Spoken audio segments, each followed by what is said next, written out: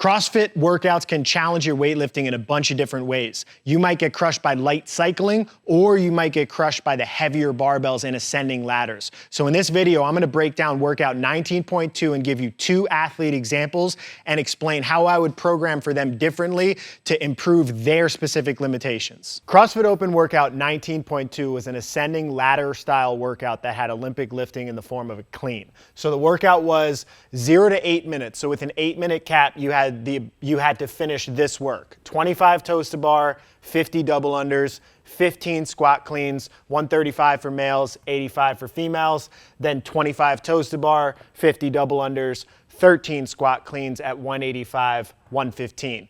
If in that 8-minute period you finish all of that work, then you move on to 25 double unders, 50 double unders, 11 squat cleans at 225 or 145. If you finish that work before the 12-minute mark, then you move on to 25 toes to bar, 50 double unders, 9 squat cleans at 275, 175. If you finish that work before the 16-minute mark, then you had the remaining 4 minutes to do 25 toes to bar, 50 double unders, and 7 squat cleans at 315 or 205. If at any point you finish the work prior to the time cap, so let's say, for example, you finish these at the 6-minute mark, then you move on to this work, and this just becomes your time cap. So it's ascending ladder style. Every round is 25 toes to bar, 50 double unders, and then the cleans are decreasing in their rep count as they're increasing their weight. Now we're gonna talk about 2 different athletes that both got the same score, break down their limitations, and give you some sample workouts on how you would get people that both have different limitations better at weightlifting for the sport of CrossFit. Took me about 15 minutes to write on the board, and then I stepped back and realized that I'm pretty crooked and this might not be legible. So I'm gonna draw some lines, and you really just need to pay attention to my words as I talk. This is really more notes for myself to be able to run through my own thought patterns. So be patient with my lack of artistry here. All right, so we got a couple categories here and 2 different athletes that I'm gonna explain through. Some sample training sessions. That line is crooked as well. I'm aware. I don't want to hear it in the comments. So we got 2 athletes. Both athletes scored 259 reps on this workout, which means they finished the first 2 full rounds, then the 25 toes to bar, the 50 double unders, and both got 6 squat cleans at 225. Now, the false assumption here is that they have the same work capacity because they got the same score.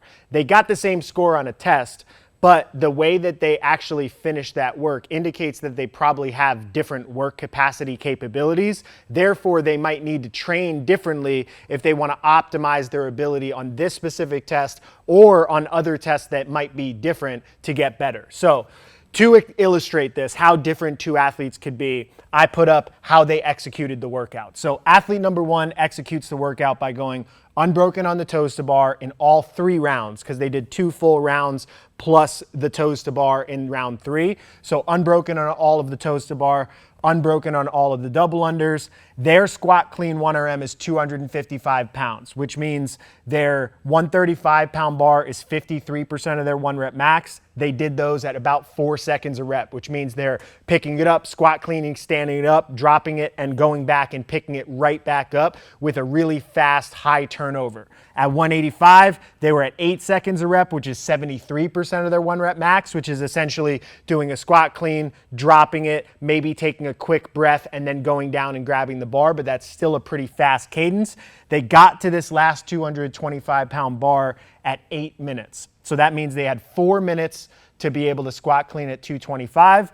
So if they only got 6 reps in that 4 minutes, it means they hit about 1 rep every 40 seconds at 225, which is 88% of their 1 rep max. Now, let's contrast that to how athlete 2 executes the workout.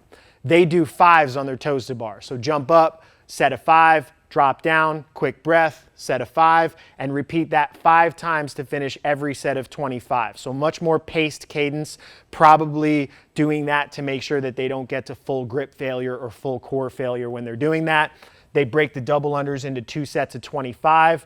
Their squat clean 1 rep max is 315. So that correlates in the squat cleans to the weights for him being 42%, 59%, and 72%, which is way different than how athlete 1 is from a percentage standpoint. If you look at that, basically from a percentage of 1RM standpoint, the weight for barbell number 2 for athlete number 2 is about the same for barbell number 1 for athlete number 1. But athlete number 2 is doing barbell number 1 at 8 seconds per rep. So he's using less than his less percentage of his 1 rep max, but performing them slower than athlete number 1. Then in barbell number 2, 12 seconds per rep, and then he's getting to the last barbell at 10 minutes, which means to get 6 reps, he's doing 1 rep about every 20 seconds. So his speed at the last barbell is twice as fast as athlete number 1, which means as he's going through this workout, he's basically planning to be able to take advantage of his biggest strength, whereas athlete number 1's biggest strength is probably work capacity and strength endurance at lighter weights to be able to get through it quicker, where his major limitation is here. So athlete number 1 and athlete number 2 have different limitations. For athlete number 1, the limitations are 1 rep max strength and what I would call strength, speed, endurance. So for all strength, you basically have a continuum of strength that runs from speed. So somebody like Usain Bolt is very strong in an unloaded sense, basically how much force he can create with just his body. And a power lifter would or a world's strongest man is just lifting the heaviest load possible and it's really slow. Olympic weightlifting is kind of strength speed, where it's high percentages of 1 rep max, but moved very quickly. Endurance of that is essentially your ability to repeat that over and over. So for him, this last barbell is 88% of his 1 rep max, which is relatively heavy, and he needs to improve his ability to be able to do that on a faster clock, basically with less rest time between lifts. If we contrast that to athlete number 2, their limitations, what got exposed for them, are gymnastics and calisthenics capacity, which we won't really cover here because this video is about weightlifting specifically. Then speed, strength, endurance. So 42% of the 1 rep max is pretty light. So that's closer to the unloaded, high turnover, sprinting style stuff like I explained with Usain Bolt. A light barbell turnover would be speed, strength, endurance. And you can see at 42% of his 1 rep max, he's going at 8 seconds a rep, whereas at 53%, athlete number 1 is going at 4 seconds per rep. So he's twice as slow at a lower percentage of his 1 rep max. So you have to improve the ability to cycle a light barbell, and then also need some improvements in strength, speed, endurance, because this 72%, if he could even have done 1 rep every 15 seconds or 1 rep every 10 seconds to finish this workout, it's possible that this athlete would have been able to finish that 225-pound bar and get into the toes to bar and the double unders of round 4 at the 275-pound bar. So completely different limitations, completely different execution experience. Then that follows that the training programs to get these 2 athletes better would be different. So to train weightlifting for athlete number 1, the program that I have written up here is basically 3 different little exercise series. The first 2 are just straight strength work. So squat clean, 6 reps between 84 and 92% of the 1 rep max, rest 3 minutes between. That high rest time will allow you full recovery, allow you to be as explosive and powerful as possible and focus on technique without fatigue getting involved. Then B would be front squat, 4 sets of 6 at 80%. Again, rest 3 minutes to full recovery. So A and B are designed to target that 1RM strength to drive up their overall ability to just be strong. Then to target strength, speed, endurance, I create a little circuit here. And the circuit is in the same format as we saw the workout of 19.2, but extending his capacity a little bit. So it's 25 toes to bar, 50 double unders unbroken every round. So in the workout, I did 30 unbroken toes to bar and 60 unbroken double unders. C1, C2, C3 means that you're doing one of the movements. Then when you're resting here, you're resting before moving to the next movement as if it's a circuit or a triplet style interval exercise. So you do 30 unbroken toes to bar, rest 10 seconds, 60 unbroken double unders, rest 10 seconds. And then here's where the strength endurance component comes in. 1 squat clean every 25 seconds, so faster than the 40-second cadence here. And I'm assuming that they can do this because this workout was done all in one straight go and fatigue is way higher. Whereas if it's not done in a Metcon-based setting and it's done in strength work, you can start to extend their capacity. 1 squat clean every 25 seconds for 6 reps, then rest to full recovery, and you go back to the top and you repeat that 3 times. Now, if the athlete is not successful here at the 25-second clock, maybe instead of 25 seconds, you can make it 35. So it's just a little bit faster than the capacity they expressed in the test, and you progress that over time. So that's how athlete number 1 would train weightlifting specific to the sport of CrossFit to get better at it. Athlete number 2 is in a way different, has way different limitations that they need to train. So at 315-pound squat clean, he's already able to squat clean the heaviest barbell that is in the test, but his capacity is way far away from allowing him to get to that bar because the gymnastics and the overall fitness required to cycle the barbell isn't there. So their strength training is really more capacity based. I didn't include any of the gymnastics for this athlete specifically. I just made it purely for barbell cycling. So 1 squat clean or 8 squat cleans as fast as possible at 135. So that first barbell, I know he can do that at 8 seconds a rep. So my target here is that these 8 squat cleans are done in less than 44 seconds, which is about 6 seconds per rep. Then a 1-minute rest and repeat that. Then rest as needed. Then we're doing 6 reps as fast as possible at that second barbell, 185 pounds. Target speed here is 52 seconds. So that's 10 seconds a rep. Again, faster than he was able to cycle it in this workout. Rest 1 minute and repeat that. Then squat cleans at 225, 1 rep every 15 seconds, which is 5 seconds faster than how he executed in the workout. So a target pace of that for 48 seconds. If you do the math here, it doesn't seem like it makes sense, but if you start doing this, your first rep is on a 0. So if you're going on the 15 seconds, you're going 0, 15, 30. You take your lift at 45, and I just estimated that that lift took about 3 seconds. So you actually finish 4 reps in 48 seconds, but you're going on a 15-second clock. So that's what I mean by approximately 15 seconds per rep. After doing all that strength endurance work, now I take this athlete and I do their traditional strength work afterwards. So athlete number 1 did their major priority, which is pure strength at the beginning of their session, because generally what's ever at the beginning of your session is your priority and you're going to get the best adaptations from it. Whereas athlete number 2, barbell cycling is their biggest limitation. So that's what's going to go at the top of their session as their major priority.